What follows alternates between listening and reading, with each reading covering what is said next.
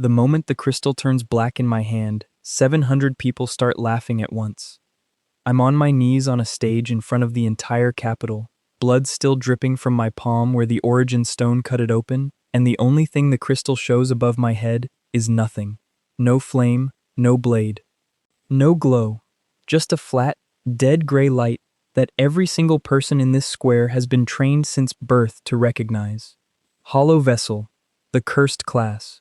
The class that hasn't appeared in 200 years because the last person who awakened it burned down half a kingdom before anyone figured out why. My own father is standing 10 feet away from me, and he doesn't even flinch when the announcer says the words out loud. He just turns his back and walks off the stage like I stopped being his son the second that light turned gray. That should have been the worst part of my day. It wasn't even close. 3 hours later, my fiancée hands me back the betrothal ring in front of both our families, tells me she always sensed something wrong with me, and walks away holding another man's arm. The other man is smiling at me, like he already knows exactly how this story ends. He has no idea. My name is Roan Vale, and until 11 o'clock this morning I was the second son of a fading noble house, engaged to a girl who used to write me letters every week, and one reckoning ceremony away from finally proving I belonged in this family. By noon I was disowned, humiliated, and marked with a class that half the kingdom thinks should be executed on sight just to be safe. By midnight, I was going to find out that every single one of them was about to be wrong about me in the worst possible way for them.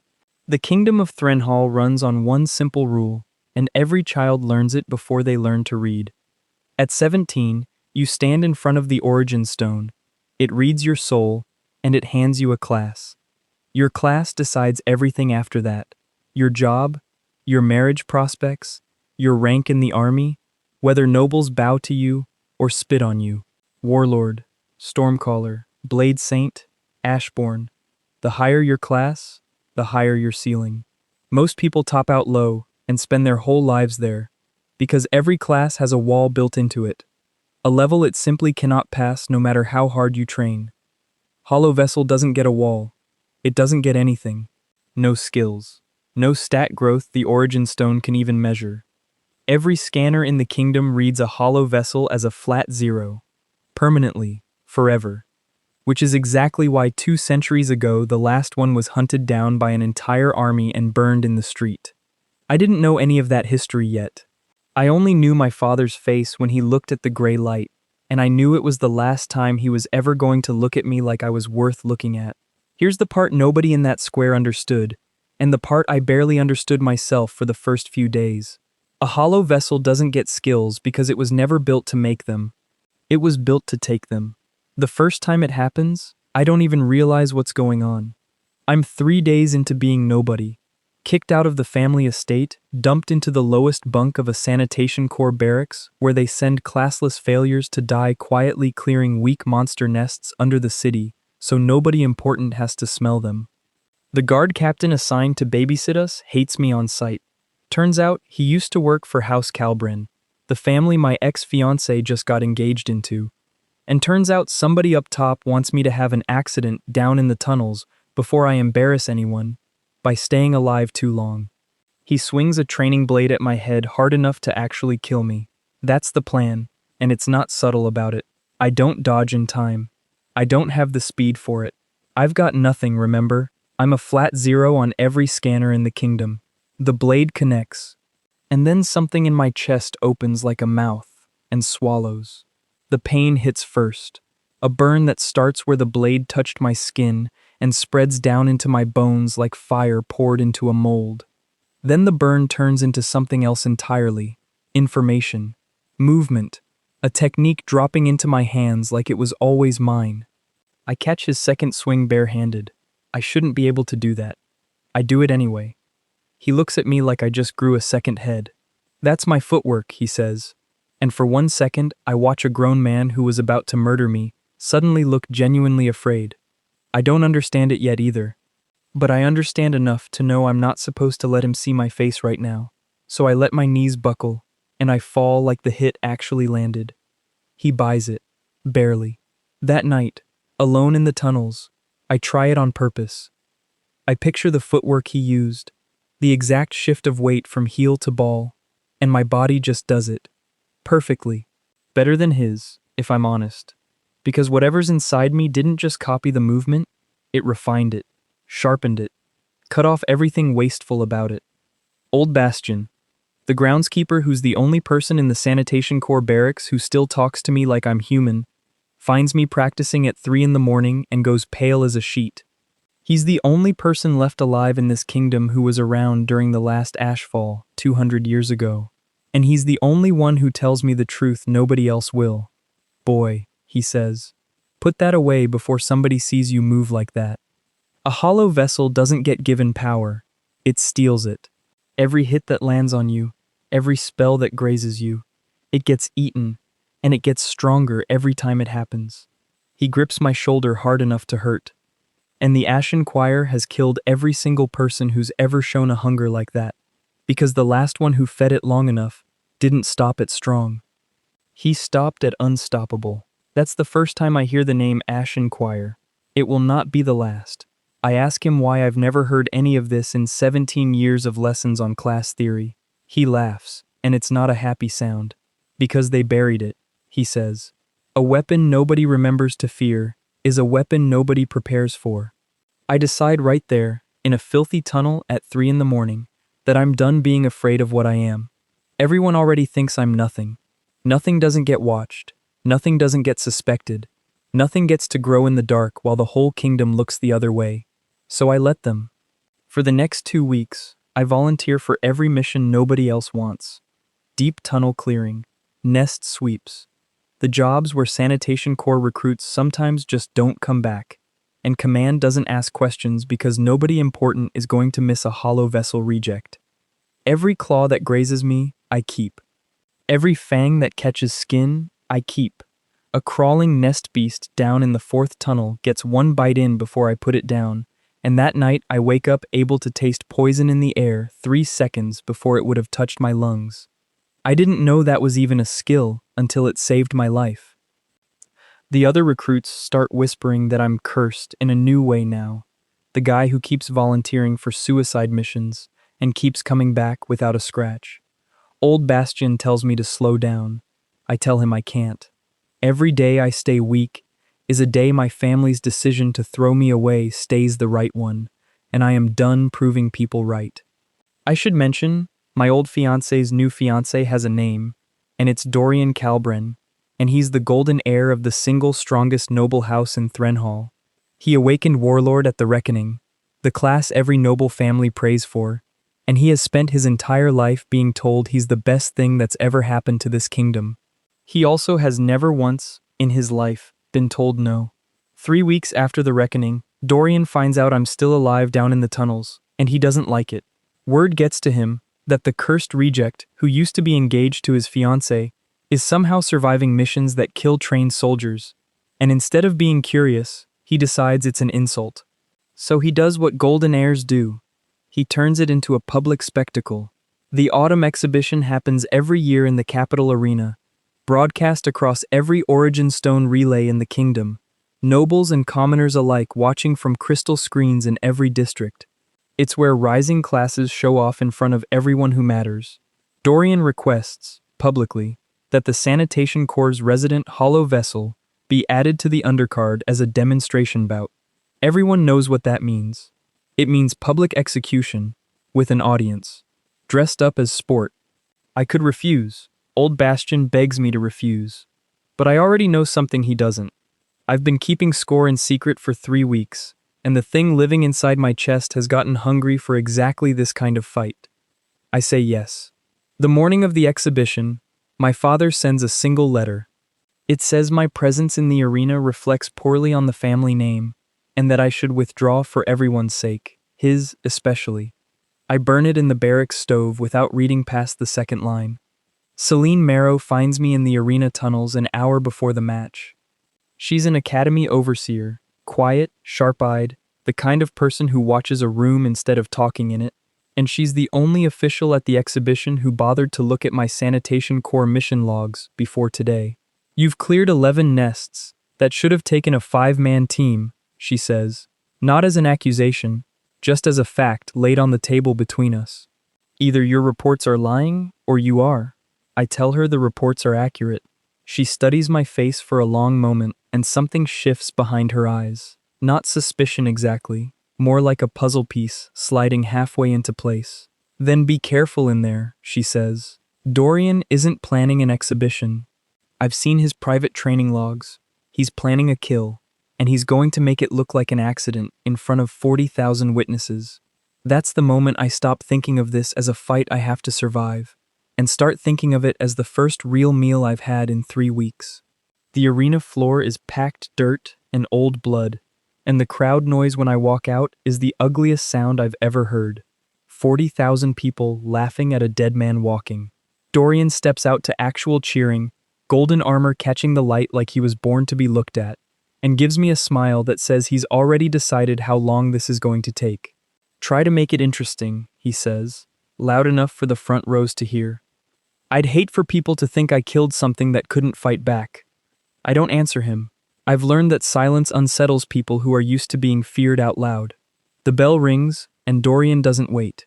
He comes in with a technique called Sundering Crescent, House Calbran's signature move, a strike passed down through 6 generations of warlords that's supposedly never been survived by anyone below noble rank. I know this because old Bastion warned me about it specifically, white-faced, 3 days ago. It catches me across the ribs. The crowd screams like they already saw the finishing blow. Something in my chest opens its mouth wider than it ever has before, and swallows a technique 6 generations in the making. I stand back up. Dorian's smile doesn't move for a second. He genuinely can't process what he's looking at.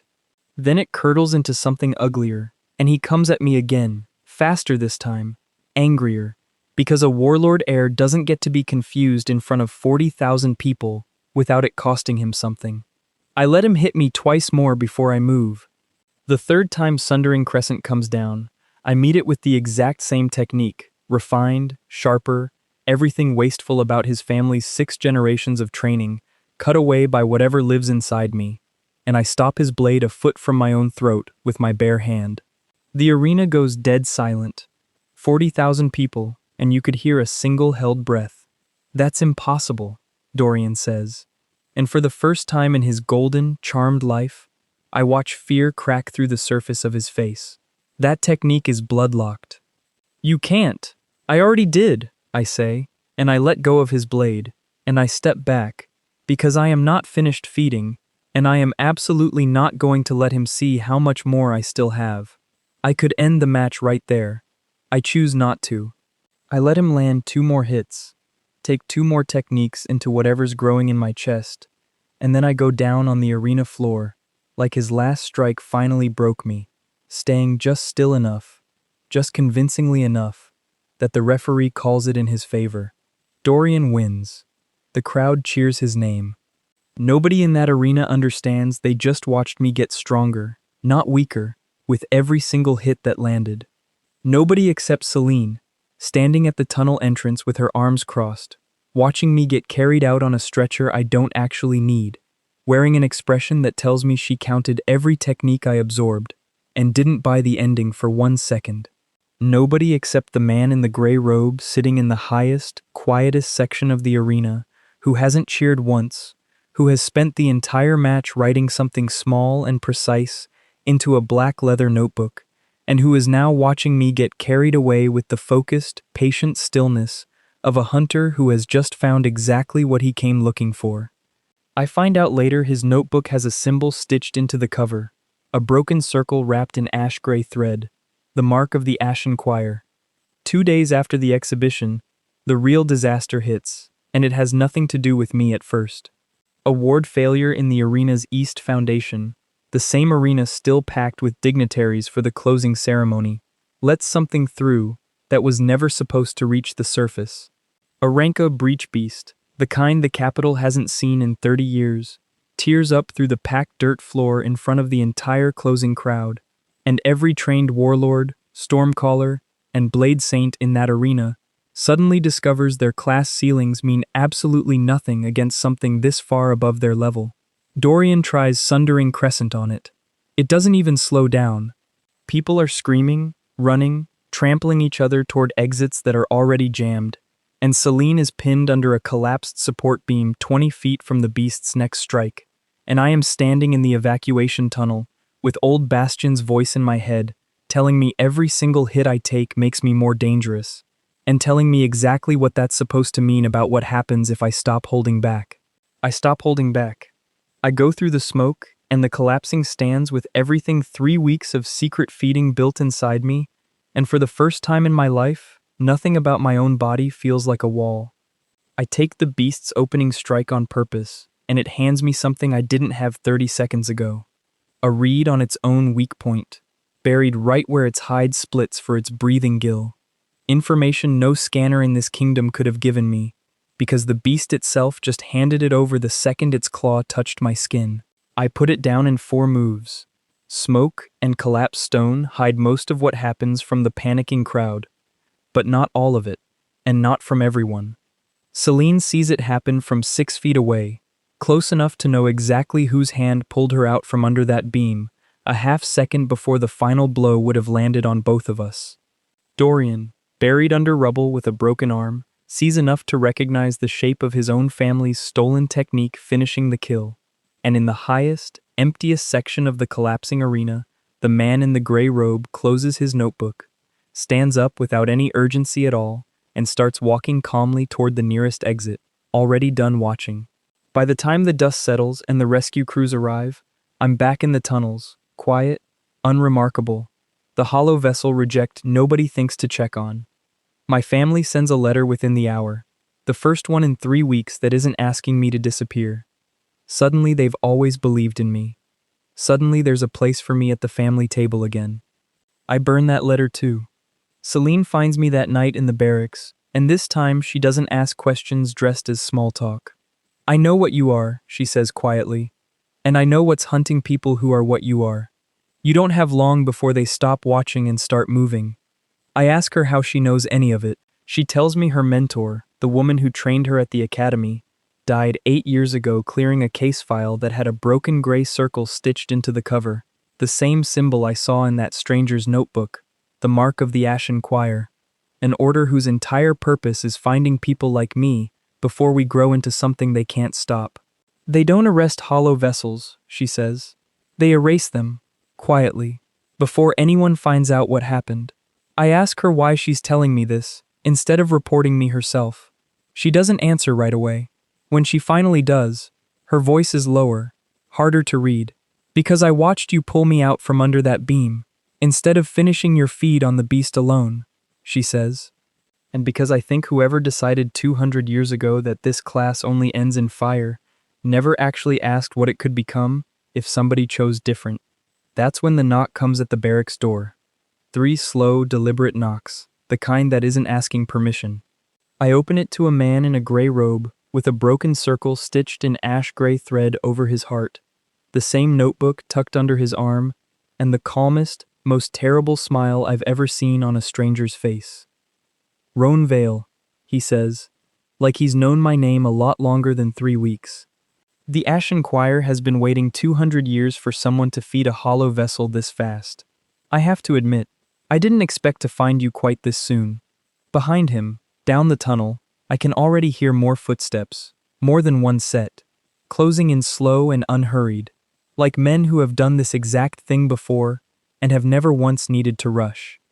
Something in my chest wakes up fully for the first time, hungrier than it's ever been, and I realize with absolute certainty that whatever happens in the next 60 seconds is going to decide everything that comes after it, and that the Ashen Choir picked the single worst possible night to finally come looking for me starving. Warden Ossian, he says, like the name itself is supposed to mean something to me, and maybe it does, because old Bastion's warning is still ringing in my ears from 10 minutes ago, and every syllable of it just found a face. And you, Roan Vale, are the fastest growing hollow vessel this kingdom has produced in 200 years. 3 weeks. That's what my agents tell me. 3 weeks to go from a flat 0 on every scanner in the capital to putting down a rank A breach beast in 4 moves, while 40,000 people were too busy running to notice. He tilts his head, and the calm on his face doesn't move, not even a little. I've read the reports 6 times. I still don't quite believe them. Behind him, the footsteps in the tunnel stop moving. That's worse than if they'd kept coming. It means they're already in position. Celine is on her feet beside me, and I can feel how carefully she's controlling her breathing, the same trained stillness she had watching me get carried off the arena floor on a stretcher I didn't need.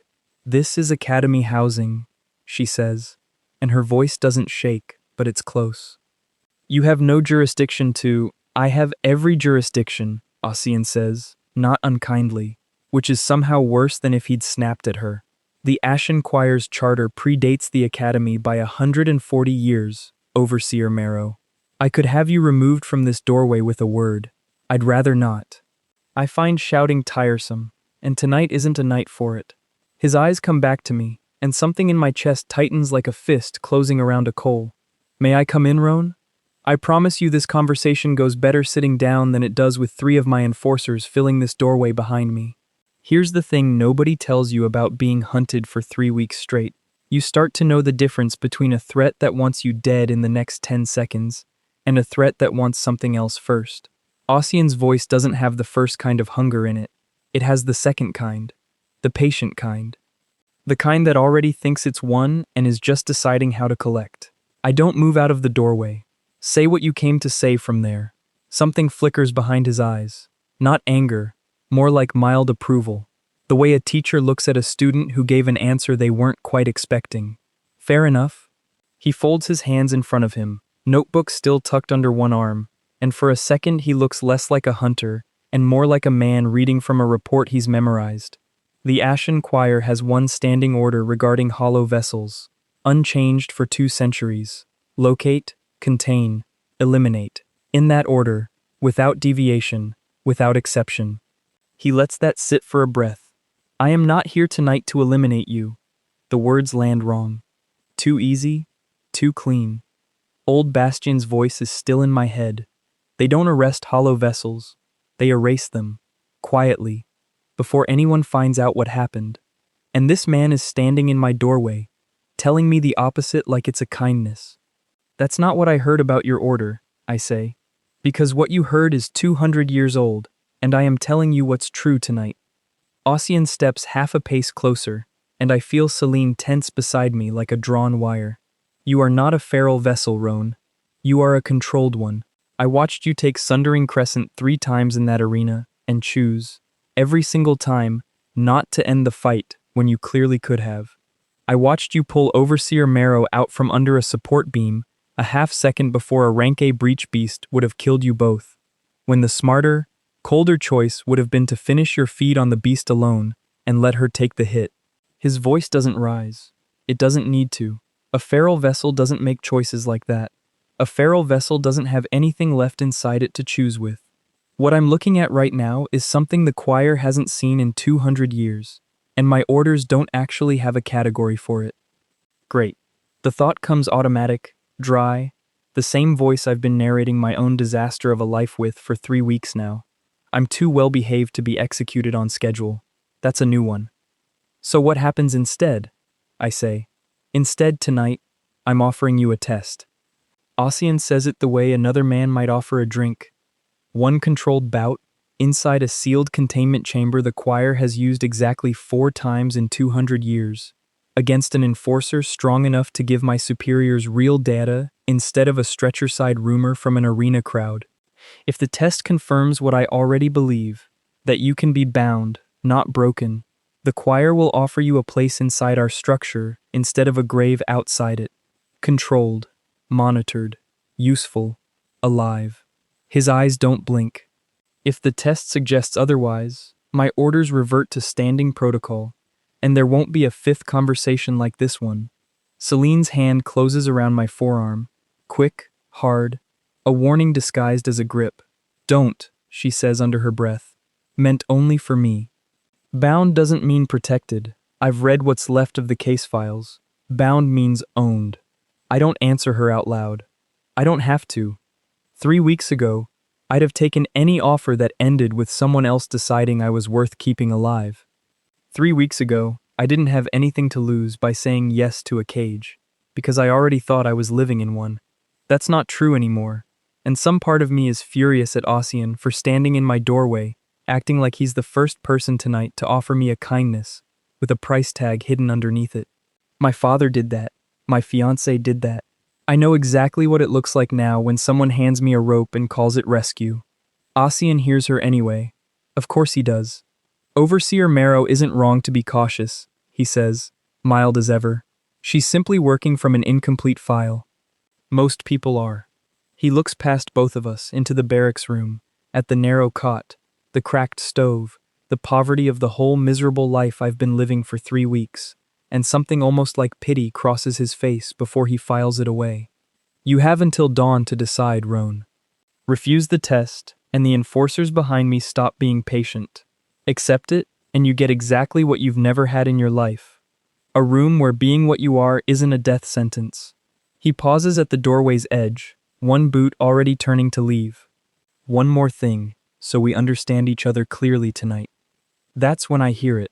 A second set of footsteps, closer than the others, dragging something heavy between them down the tunnel, and old Bastion's voice, thin and furious, cutting through the dark. Get your hands off me, I'm a groundskeeper, I haven't done a single. 2 enforcers step into the torchlight, holding him between them, an old man in a threadbare coat who's the only person left alive in this kingdom who tells me the truth, and something in my chest goes cold, in a way that has nothing to do with the hunger.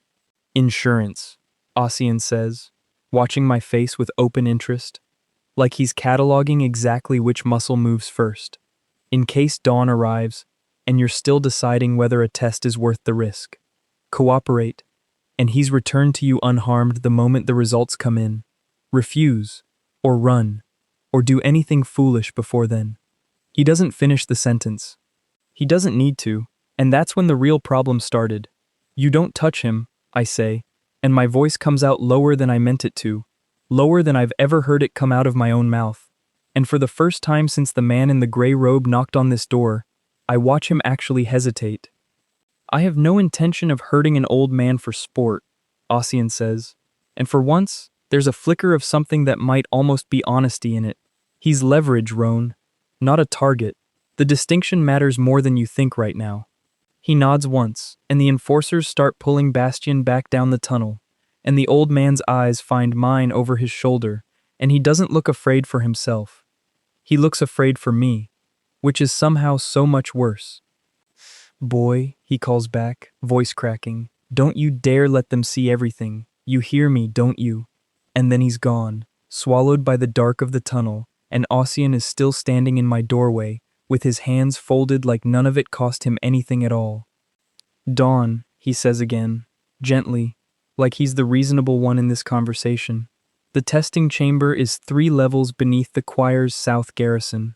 Overseer Marrow can escort you, if it helps you sleep tonight believing you have an ally in the room. He inclines his head, almost a bow, almost mocking. For what it's worth, Roan, I hope you pass. I've been doing this a very long time, and I am tired of writing the same report every 20 or 30 years. Located, contained, eliminated. No survivors, no data, no answers. I'd like this file to end differently. Then he's gone too, and the tunnel is empty, and Celine and I are standing in a doorway that used to be the entrance to the worst room I've ever lived in, and now it just feels like the last quiet place before everything gets worse. He's lying about something, Celine says, the second the footsteps fade completely. I don't know what yet, but a man who apologizes in advance for a report he hasn't written is a man who already knows how it ends. I don't sleep that night. I don't think either of us does. Celine stays until the gray hour before dawn, and somewhere around the 3rd hour she pulls a folded leather case out from under her coat, worn at the corners, the kind of thing carried carefully for a long time by someone who knew exactly how much trouble it could cause if the wrong person found it. I wasn't going to show you this yet, she says, setting it on the barracks table between us like it might go off. I wanted more time to verify it first. I don't have more time anymore. Inside are pages, old ones, brittle at the edges, ink faded to the color of weak tea, the handwriting careful and cramped in the way of someone writing fast, and trying not to be seen doing it. These are copies, Celine says. My mentor's original case file on the ashfall. She died 8 years ago before she could finish it. I've spent every year since pretending I filed it away and forgot about it, because the people who killed her weren't subtle about wanting it forgotten. I ask her what it says, and she doesn't answer right away. And when she finally does, her voice has gone very flat, very careful. The voice of someone reciting something they've had to make peace with alone in the dark more than once. The official record says, the first hollow vessel went feral 200 years ago. Uncontrolled hunger, unstoppable growth, and the choir stepped in to put him down before he could burn the kingdom to the ground. She taps the top page without opening it further, like she doesn't need to look at it to know every word by heart. That's not what happened. My mentor found choir logs from the same week, sealed under a classification that predates the modern choir charter by decades. The first vessel wasn't out of control. He was being extracted, pinned down by a full choir circle attempting to forcibly rip his absorbed power out of him and transfer it into a relic they'd built specifically for that purpose. Something went wrong in the extraction. The relic couldn't hold what it was pulling. The overflow is what actually burned down half the kingdom, not the vessel. Not once, in the entire log, does it say he attacked first. The floor doesn't move, but it feels like it does. That should have solved everything. It didn't. 200 years of history, taught to every child in Threnhall before they learned to read. And it's a lie, built to hide exactly what the choir did to the last person who was ever me.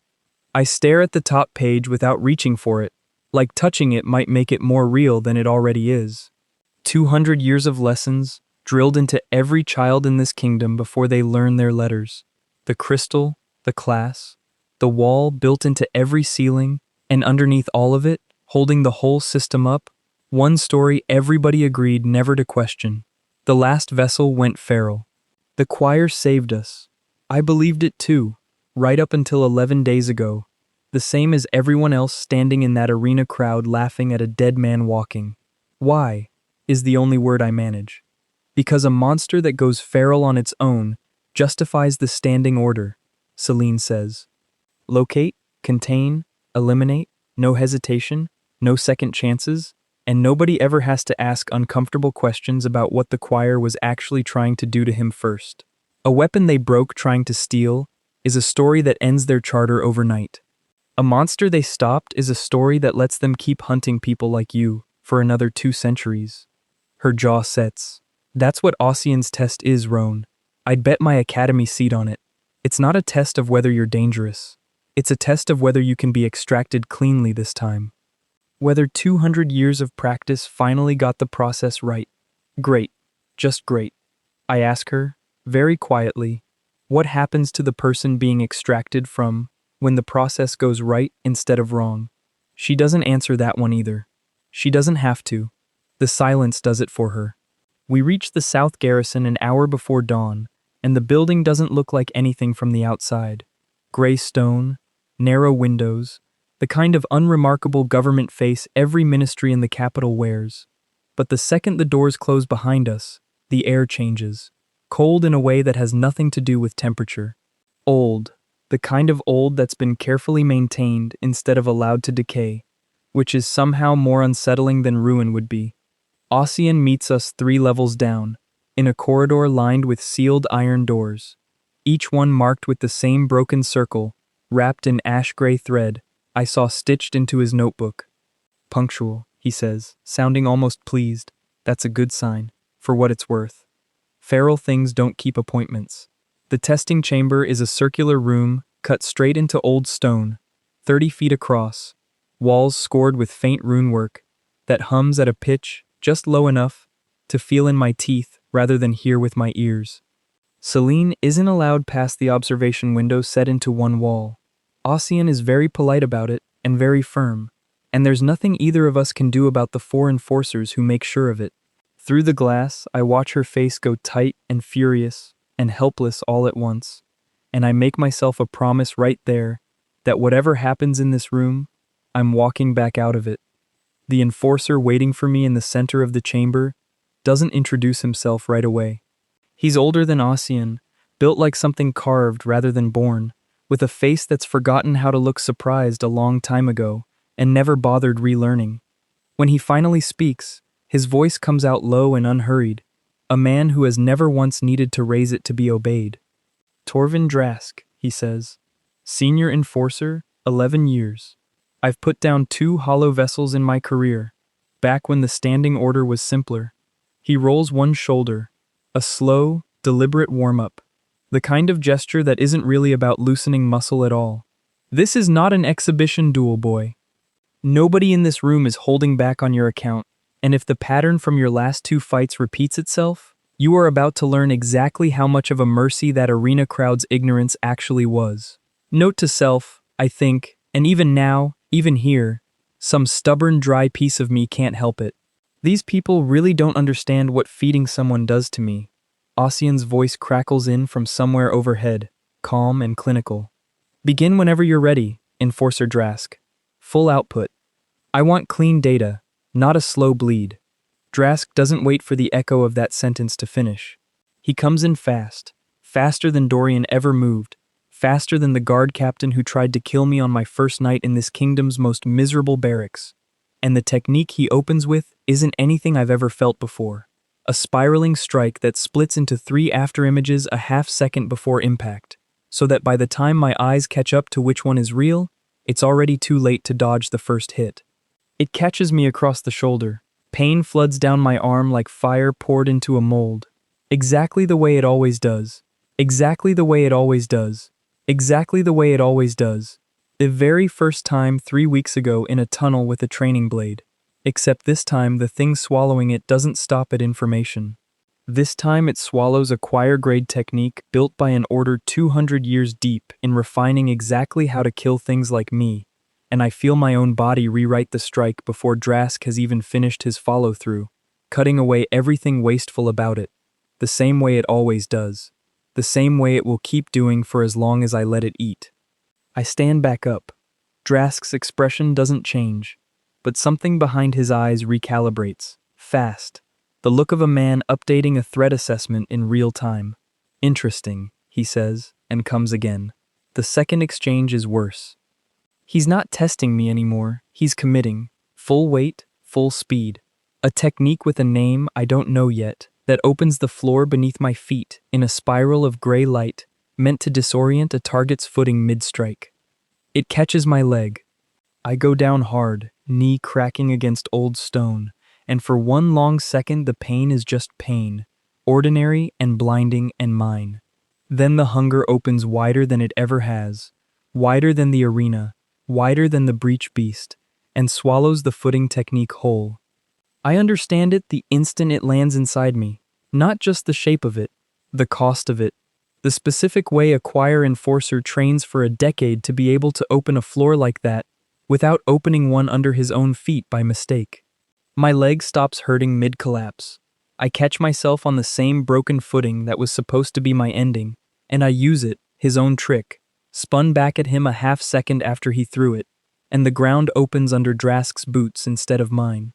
For the first time since he walked into this chamber, Torvin Drask, Senior Enforcer, 11 years, 2 dead hollow vessels on his record, takes a step back. You're not stealing techniques, he says, quiet, almost to himself. You're stealing training. Everything it cost me to build that move, gone, in one hit. His hand goes to a sealed pouch at his belt, and Ossian's voice cuts in overhead again, sharper this time, less patient. Hold, Drask. That's not authorized for this stage. With respect, Warden, neither was whatever just happened to my footwork, Drask says, and doesn't hold. What comes out of that pouch isn't a technique. It's a weapon, a short, dark blade that doesn't catch the torchlight so much as swallow it. Edges wrapped in the same ash-gray thread, stitched into every choir robe I've seen tonight. And the second it clears the sheath, the runework in the walls around us hums louder, higher, like the whole room is bracing for something. That's a fair reaction to have, I think, distantly, from somewhere underneath the part of me that's already backing up, because I'm about to have it too. Drask doesn't announce this one. He just moves, and the blade trails a line of gray behind it that isn't light and isn't shadow, something in between. something that eats color out of the air as it passes. And it catches me across the ribs before I can get clear, and the pain is different this time. Worse. Deeper. Like the wound isn't just on my skin, like something is being pulled out of me, along with the blood. For one horrible second I understand, with total clarity, exactly what an extraction relic feels like from the wrong end of it. Then the hunger, my hunger, the thing that's kept me alive every single night since a man tried to kill me for sport in a tunnel, does something it's never done before. It doesn't just swallow the strike. It fights back against whatever the blade is trying to take, refuses to let go of what's mine, and I feel it happen inside my own chest like two hands wrestling over the same rope, and for a moment, I genuinely don't know which one is going to win. I win. Barely. The blade's gray trail flickers and dies a foot from finishing whatever it was reaching for, and I'm on one knee, breathing hard, blood soaking into my shirt, and something new is sitting inside me now that wasn't there 30 seconds ago.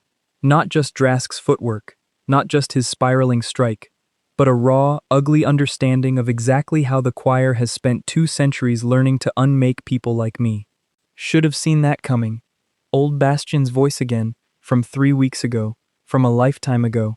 Every hit that lands on you gets eaten, and it gets stronger every time it happens. I get back up. Drask looks at the dead blade in his hand like it just insulted him personally. "That's not possible," he says, and for the first time all night, the calm cracks straight through. That blade has never failed a partial extraction. Not once, not in 11 years. "Enough," Ossian's voice says overhead, and this time, there's no patience left in it at all. "End the test, Drask, now. I have what I need." Drask doesn't lower the dead blade right away. He looks at me for a long moment, and something in his face that isn't quite fear and isn't quite respect settles into place. Permanent. The kind of look a man doesn't unlearn. 2 centuries of standing order, he says, low, almost to himself. And I just watched a 3-week-old vessel shrug off an extraction edge like a bad splinter. He sheathes the dead blade slowly, deliberately, and steps back. "Good luck to whoever finishes writing your report, Warden. I don't envy them." My legs are shaking under me in a way I refuse to let show. Everything Drask threw at me tonight is still settling inside my chest, layer over layer, technique over technique, and it doesn't feel like victory so much as it feels like standing at the edge of something with no visible bottom and realizing I just took one more step toward it without meaning to. Old Bastion's warning is louder now than it was an hour ago. It gets stronger every time it happens. Nobody in this chamber has told me yet what happens when strong stops having a ceiling. The observation door opens, and Celine is through it before the enforcers guarding it fully register she's moving, crossing the chamber floor fast, dropping to one knee beside me, her hands already pressing against the wound at my ribs, with a speed that says she's done this before. For someone else. A long time ago. "Don't talk," she says, low and fierce. "Just breathe, you absolute," and then stops herself. Because there isn't a word harsh enough and gentle enough at the same time for whatever she actually wants to say to me right now. Ossian descends into the chamber a moment later, notebook already open, already writing, and when he finally looks up from the page his expression has changed. The mild curiosity from the doorway last night is gone. What's left underneath it looks almost like hunger of its own kind, carefully, expertly hidden. "You didn't just survive that test," he says. "You improved through it, in real time. Against a blade that has ended 2 hollow vessels, I personally reported dead." He closes the notebook slowly. "That is not the profile of something that can be bound, Roan. That is the profile of something that outgrows any cage the moment it finishes learning the cage's shape." "Great, just great. So I failed," I say, through gritted teeth, while Celine keeps pressure on my side. "You failed my test," Ossian says, and something in the careful stillness of him finally slips, just enough to show what's underneath. Which means my superior's original order stands after all. Locate, contain, eliminate. He turns toward the sealed door, already reaching for something clipped at his own belt. Small, unremarkable, easy to miss if you didn't know exactly what you were looking for. "I am sorry it has to be tonight, Roan. I meant what I said in your doorway." I would have preferred a different ending to this particular file. Then don't write that ending, Celine snaps, standing, putting herself half in front of me, without a second's hesitation, which is either the bravest or stupidest thing I've ever watched anyone do on my behalf. You have no proof he's dangerous to anyone who isn't actively trying to kill him. Every single thing he's absorbed tonight, he took from your enforcer, in your chamber, under your orders. If this ends in a body, that's on the choir's ledger, not his. Ossian's hand pauses on the item at his belt. For one long second, something almost like guilt crosses his face. Gone as fast as it arrives, filed away with everything else. But I saw it, and Celine saw it too. You're not wrong, Overseer Marrow, he says quietly, which is precisely why I'm not going to be the one who makes that call standing in this room. He straightens, and the guilt is gone completely now, replaced by something colder, more procedural. Take him to holding, not the chamber, the old man's cell. Actually, I find it useful sometimes to let a subject and his leverage share a wall for a night. Gives them something to talk about besides escape. He nods toward the door, and 2 enforcers step forward to flank me, and I'm too drained from the fight to fully process what he just said, until the words finish landing. Bastion. They're putting me next to Bastion. You said he'd be returned unharmed if I cooperated, I say, and my voice comes out rougher than I mean it to. I said unharmed if you passed the test, Ossian corrects, gently, like he's not the one holding an old man hostage 2 floors away. You didn't pass it. You broke it. There's a difference, and I'm afraid the terms shift with it. He gestures again, more firmly this time, and the enforcers close in. They march me down 2 more levels, past more sealed doors marked with the same broken circle, into a narrow stone hallway with cells cut into either side, and there, behind bars in the second cell on the left, is old Bastion. Bruised along one cheekbone, coat torn at the shoulder, sitting on a bare stone bench with the particular stillness of a man who's been telling himself to stay calm for hours, and is running out of ways to believe it. His head comes up the second he hears my footsteps, and his face does 3 things in quick succession. Relief that I'm alive, horror at the blood soaking through my shirt, and then something that looks almost like resignation, like he already suspected exactly how this night was going to end, and is only now confirming it. They test you? He asks, voice hoarse. I passed, I say, dry. Even now, even bleeding, even about to be shoved into the cell beside his. Apparently that's the problem. The enforcers lock me in across the narrow hall from him, close enough to talk, far enough that neither of us can reach the other through the bars, and then they're gone, boots echoing away up the stone stairs, and for a long moment, it's just the 2 of us, and the low, constant hum of that runework somewhere overhead, still humming, like the whole garrison is holding its breath. Boy, Bastion says finally, and there's something in his voice I haven't heard from him before. Not fear exactly, more like grief arriving early. You should have run the second that door opened. I told you. I told you. You told me not to let them see everything, I say. I didn't. Not even close. I've got more of what I took from that enforcer than they think I do, and I haven't shown them a fraction of it. I press my hand against my ribs, against the wound that's already, slowly, starting to knit itself shut in a way that has nothing to do with normal healing. They wanted data. I gave them exactly enough to be afraid, and not 1 drop more. Bastion's eyes go sharp, despite the bruise darkening under one of them. Then, you've got a plan. I've got a promise, I say. I told myself in that doorway I'd walk you out of here. I meant it.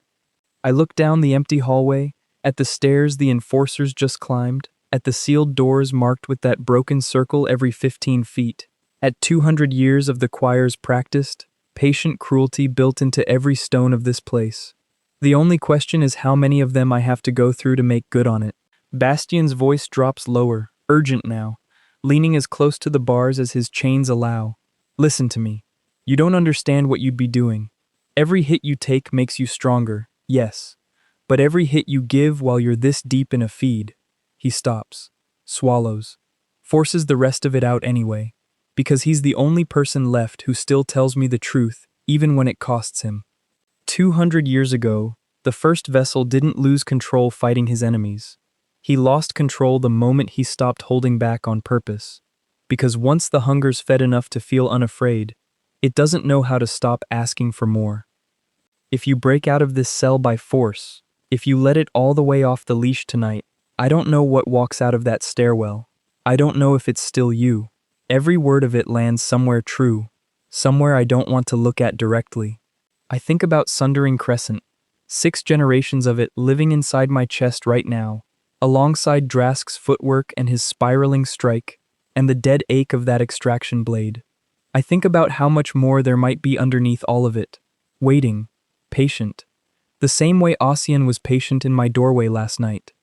Then I think about Bastian's face when the enforcers dragged him down that tunnel, calling back over his shoulder to warn me instead of asking me to save him. And I think about Celine up in that chamber, putting herself between me and a man with his hand already on a killing tool. And I think about every single person in this kingdom who spent 3 weeks deciding my worth for me, without once asking what I actually wanted.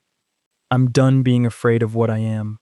I decided that 3 weeks ago, alone, in the dark, in a tunnel that smelled like blood and old stone. I decided again now, in a different tunnel, for a different reason, and this time I mean it more than I've ever meant anything. Then I guess we're about to find out, I say, and reach through the bars of my own cell, and put my hand flat against the lock.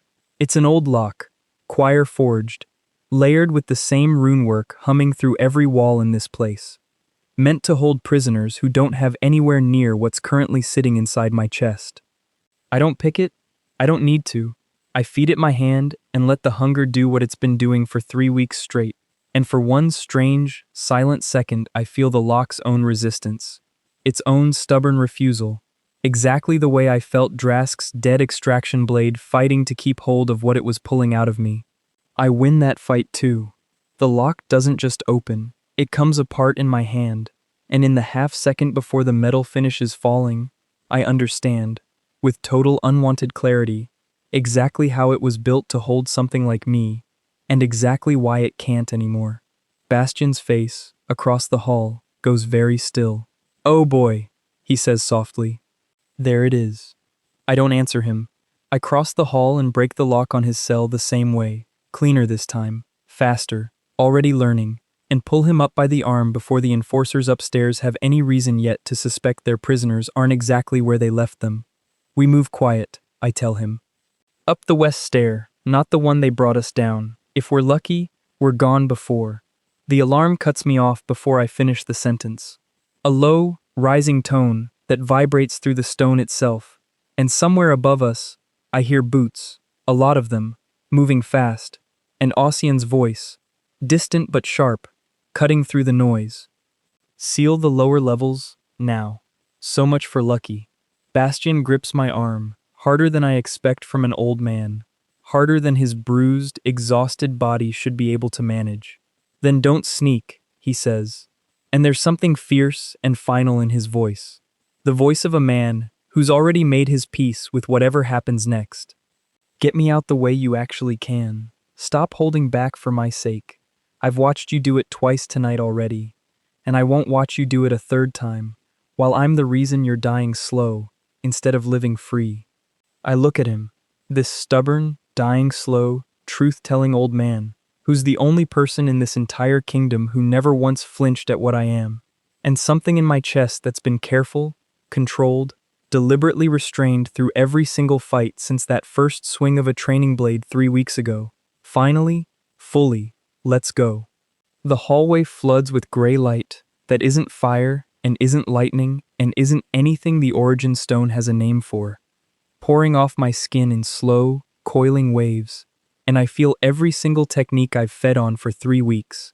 Drask's footwork, his spiraling strike, the ghost of that dead extraction blade, Sundering Crescent 6 generations deep, the breach beast's own read on its weak point, all of it rising to the surface at once, not fighting each other for space anymore, but braiding together into something none of them were on their own. The first enforcer around the corner takes one look at me and doesn't even have time to raise his weapon before the light reaches him and he goes down, breathing, alive, but down, hard, like something just reached inside him and turned off whatever was keeping him standing. A second one behind him swings anyway, out of instinct or duty or fear, and I feel his strike land against the light before it lands against me. Feel it get eaten the same way everything else has been eaten tonight, and he goes down beside the first one without ever finding out what he was actually fighting. Somewhere behind that gray light, quiet, almost buried under the alarm, I hear myself laugh. Short, humorless, disbelieving. 3 weeks ago I couldn't stop a training blade aimed at my own skull. Tonight, I'm walking through a choir garrison like the hallway owes me passage.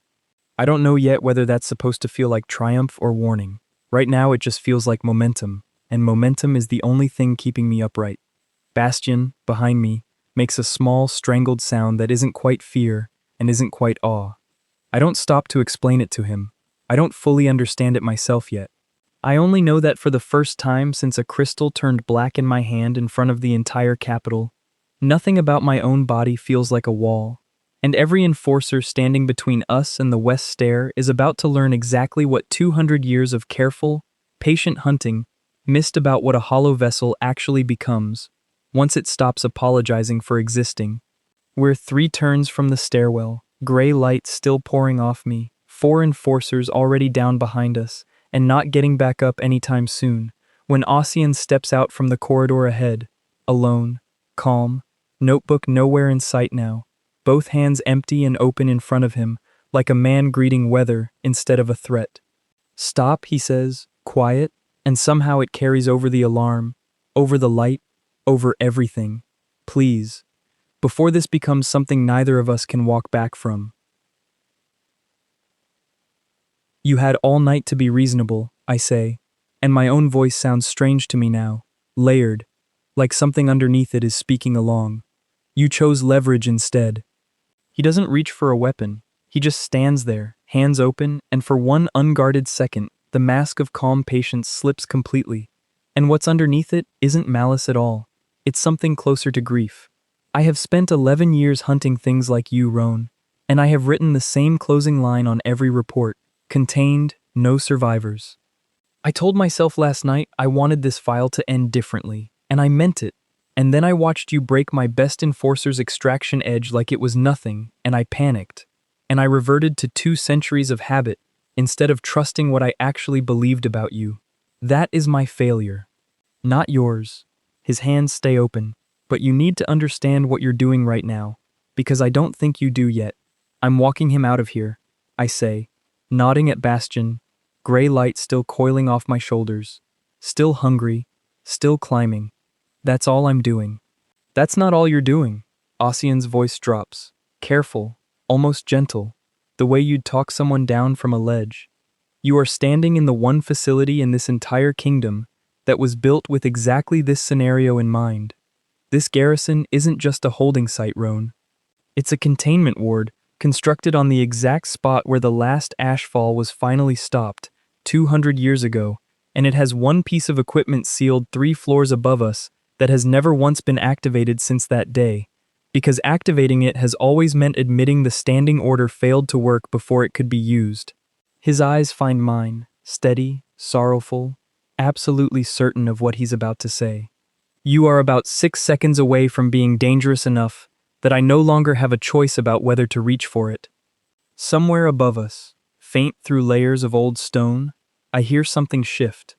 A slow, grinding, mechanical sound, ancient and deliberate, like a door 200 years sealed shut, is finally, reluctantly, being asked to open.